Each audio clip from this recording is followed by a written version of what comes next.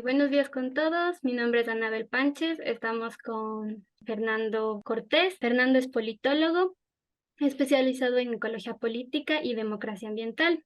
Destaca por su activismo en justicia climática y su enfoque en gestión de proyectos, de educación ambiental e incidencia política. Bienvenido. Muchas gracias por la invitación a este espacio. Qué gusto poder compartir.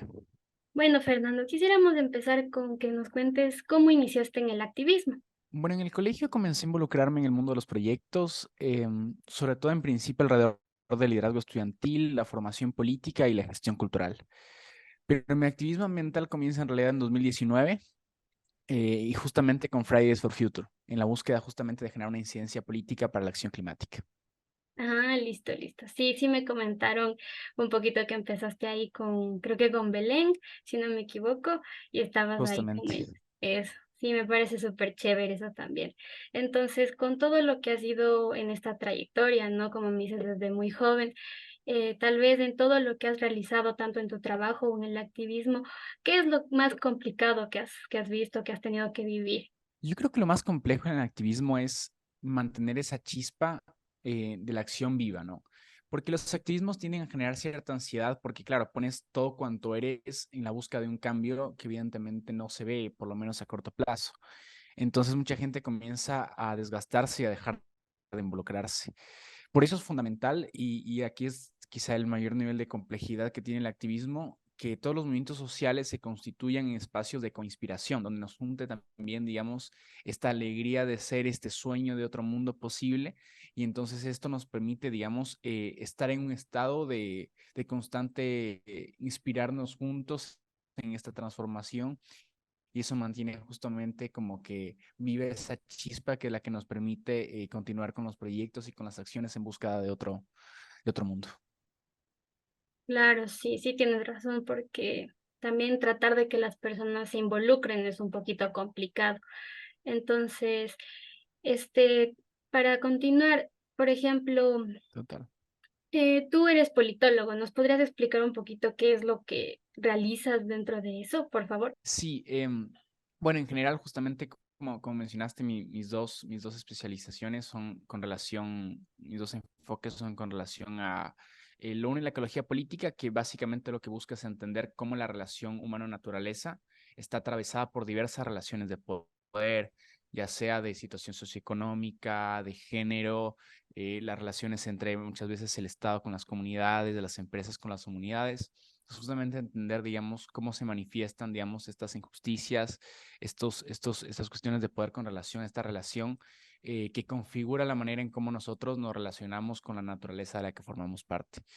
Eh, y mi otro campo es la democracia ambiental, que es un campo un poco más específico, que tiene que ver justamente cómo, en cambio, el involucramiento de la gente dentro de los procesos de gestión ambiental, asimismo como la transparencia de la información, el acceso a la justicia, son determinantes en la manera en cómo los estados pueden generar una mejor gestión ambiental, una mejor política climática, etcétera.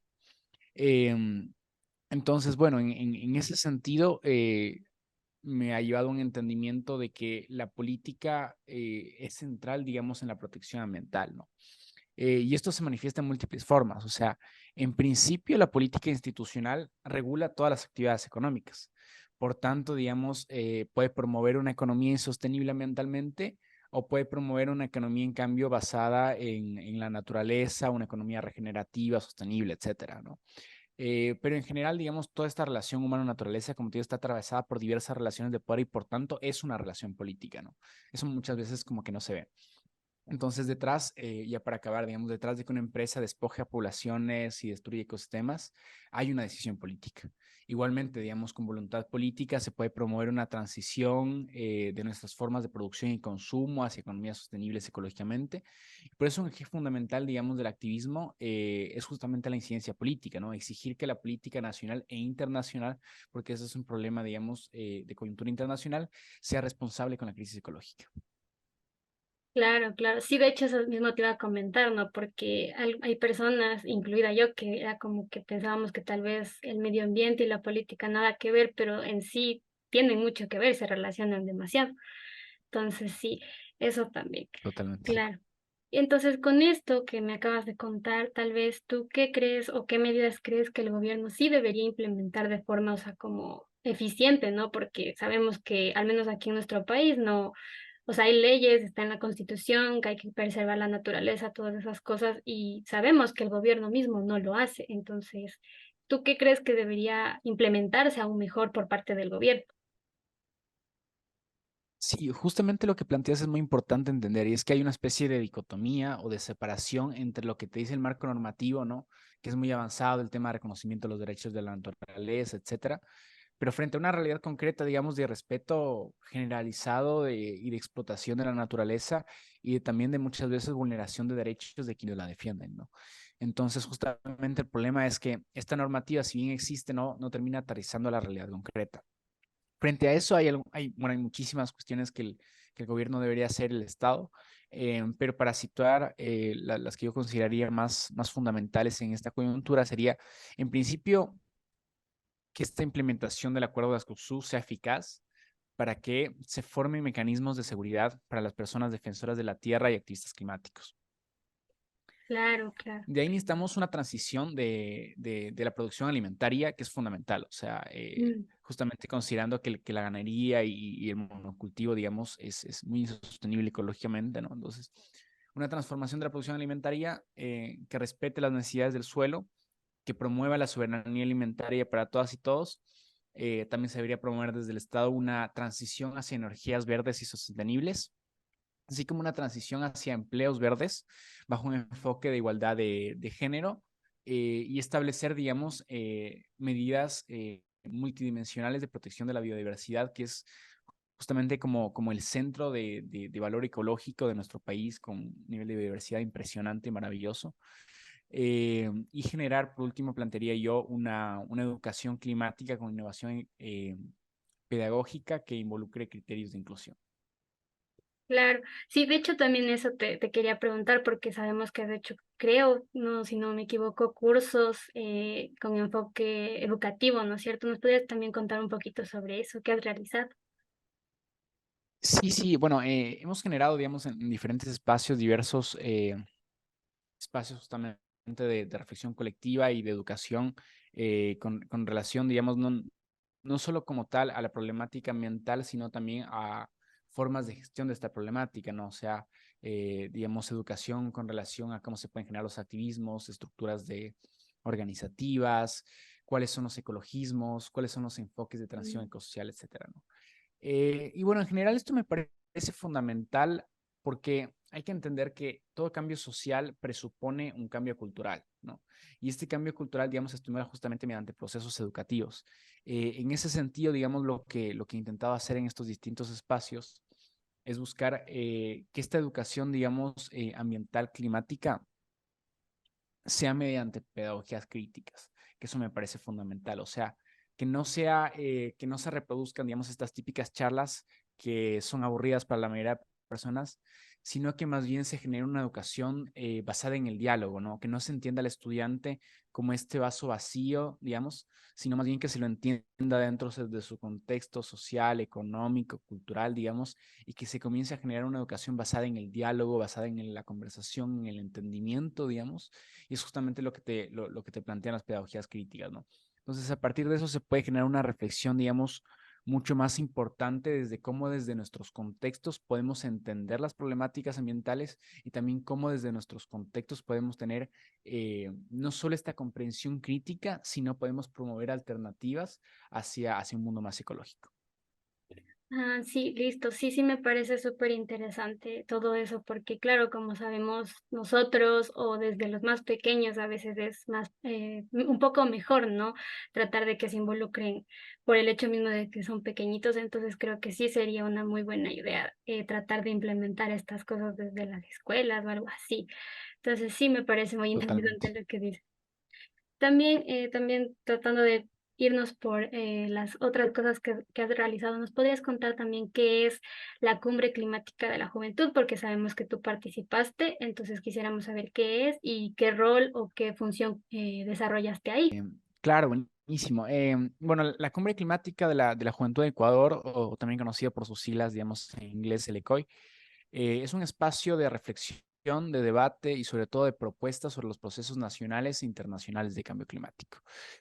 Em, de cierta forma es muy interesante porque tiene su espacio de convergencia, ¿no? O sea, involucra a ONGs, carteras del Estado y sobre todo, digamos, converge a múltiples movimientos sociales que están justamente en la defensa de la naturaleza. El año pasado reunió a más de 300 jóvenes líderes de todo el país para diseñar iniciativas ambientales y recomendaciones al Estado. Pero también se constituye, esto también me parece fundamental, en un espacio de articulación de la juventud ecologista que es tan importante. Eh, y bueno, con relación a mi rol, el año pasado tuve el honor de estar a la batuta de este proceso como coordinador general. Ah, ya, listo. Sí, sí, habíamos como que buscado un poquito de información sobre eso, entonces yo también estaba confundida porque no sabía si la L-COI era lo mismo, y yo decía, no entiendo si es lo mismo así, pero Sí. sí es lo mismo. Entonces, gracias, me despejaste también de una vez esa duda. Entonces, también quisiéramos que nos cuentes, porque claro, como dijimos, has estado desde Friday for Future en un inicio, entonces, ¿con qué otros movimientos u organizaciones has trabajado y cómo ha sido esa experiencia? Bueno, he trabajado con Fridays for Future Ecuador y Latinoamérica, también en el Frente al Ambiente, que era en cambio una plataforma de justamente de incidencia política para posicionar, digamos, en la agenda política, la agenda ambiental. Ahí estoy en la coordinación de cambio climático. También soy miembro de SEDENMA, que es la coordinadora ecuatoriana de organizaciones de defensa de la naturaleza. Soy cofundador de Tandari, que es una asamblea de jóvenes para la sostenibilidad, y cofundador también de MOAE, que es el Movimiento de Organizaciones Ambientalistas del Ecuador. Esta experiencia, bueno, son experiencias muy diversas, que me parece como una de las cosas más maravillosas del activismo. Y bueno, en general el activismo se ha desarrollado justamente en torno a estos ejes, digamos, de incidencia política, educación ambiental y de proyectos. Considero que los dos elementos, digamos, fundamentales digamos, se ha desarrollado en esta experiencia es, por un lado, la conciencia y, por otro lado, la idea de cambio, ¿no? O sea, el activismo es en sí mismo un ejercicio de conciencia colectiva, pero también se constituye en un generador de ella, ¿no? Justamente lo que hablamos de generar conciencia en niños, en jóvenes, ¿no?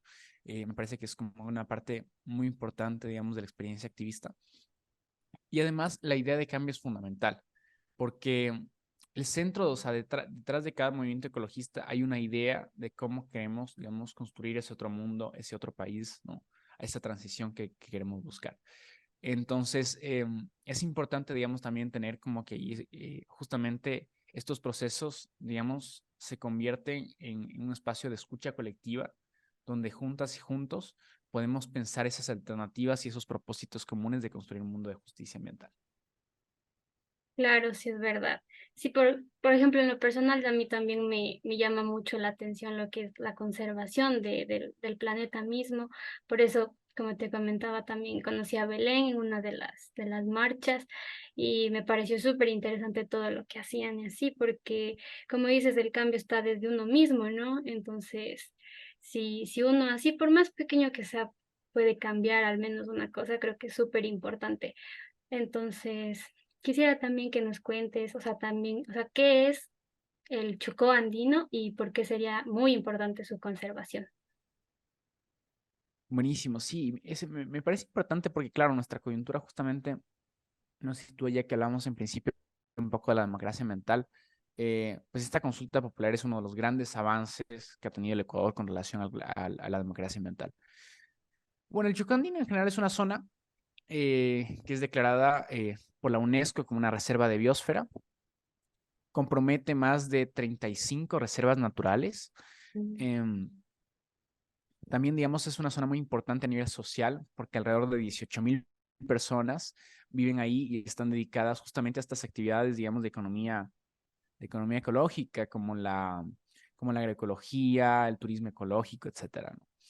Y también donde, con relación, por ejemplo, a la crisis climática, donde cuyos bosques se acumularon hasta 2020, que la última medición que leí, más de 70 toneladas de carbono por hectárea, ¿no?